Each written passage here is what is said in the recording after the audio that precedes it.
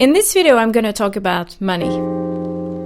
As I mentioned in previous videos, I started music recently, first slowly in 2019, bought a piano, and then for real during the pandemic. It changed my life in many ways, the most important one being how much I've grown personally and come out of my shell thanks to music, hence the bloom in Tune&Bloom. Another way it changed my life, or I should say my lifestyle, and it's a more concrete, tangible way, is that last summer I decided to start working less so that I could have more time for originally music, but then in the end, anything creative really. So I went from working full-time and earning a full-time salary to working 80% and earning 80% of it. Of course, it's not a super drastic cut, but I don't think I could do with much less than that. But still, it made me question the way I spend or don't spend money. Because you see, it's one thing to focus on how to save money and cut your spendings, but you don't want it to become an obsession. You need to find a balance.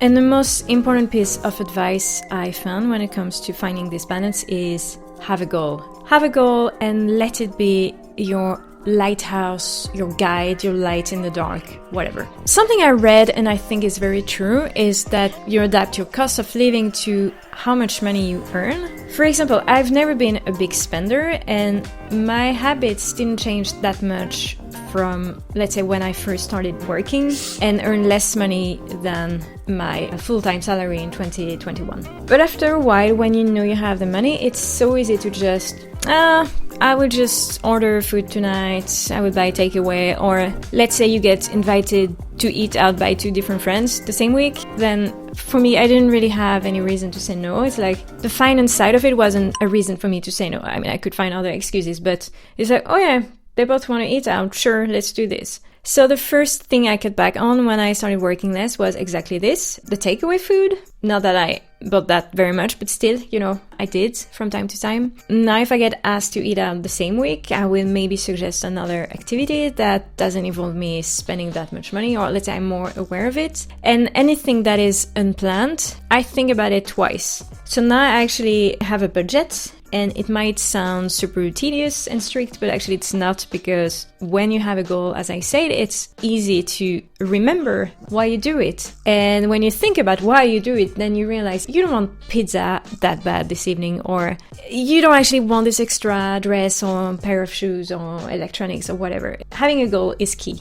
Your goal could be that you want to take time off work, buy an expensive guitar, travel around the world, start a business, take a gap year, retire early, buy a house, build a library, build a swimming pool, move to Thailand, get a whole new degree, start a music career, hire a life coach, become a life coach, start a photography class, start a dog shelter, start a donkey shelter, And if you still order takeaway food every night, after setting your goal, assuming that eating takeaway food is not your goal, if you still do it, then maybe your goal is not strong enough. Maybe you don't want this, or this, or this, or this. That bad. My goal was a bit fuzzy to start with.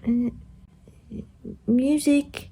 And probably a bit too much, because somewhere along the way I started to focus a bit too much on cutting spendings and saving money for later. As a way to find your goal and to be able to spend money on what really matters, I like this exercise. Let's say you have 5 years left to live. You don't know when it's going to happen, you're not going to suffer or anything, but you just have 5 years maximum. And you have the same circumstances as now. What do?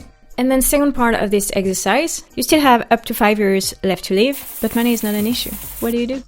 So when I did this exercise, I figured that I really wanted to spend time and money on doing some like songwriting boot camps or retreats, stuff like that. Something that had to do with music and other people, like basically playing and creating music with other people. So I figured, this is totally what I would do if money was not an issue. But then last month I realized it's not that money is not an issue, but it's if I manage my money well, I can already afford to do this. And I got the opportunity to do this. And I almost did not, because I was scared. I was scared to spend too much money, and I guess it feels comforting to save money for later. And there's nothing wrong with saving for later. And sometimes, depending on what your goal is, it makes perfect sense. But for me, given I can afford it now, it makes 0 sense to wait till I'm 60 or 80. This is what I want, and I can actually do it now. So why wait? Why not live my life now? that's what the goal helped me realize, and it helped me finding a balance between the saving and the spending. If you're still a bit like,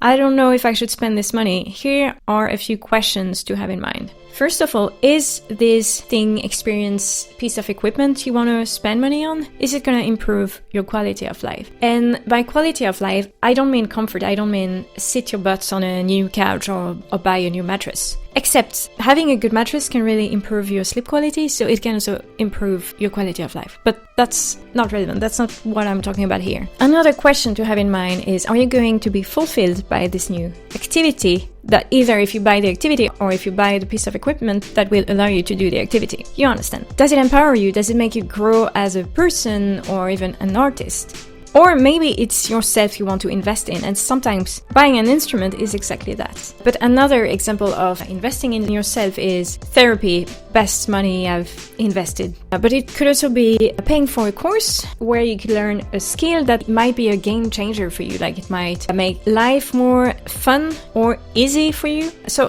paying for a course is a good investment in yourself. Bottom line is, you're important. You should allow yourself to invest in you. Having these questions in mind should definitely help you deciding if you should spend or save. And so there's something else that could also increase your quality of life. So here is a bonus tip. Buy time. For my last video, and probably this one too, I hired somebody to make the thumbnail.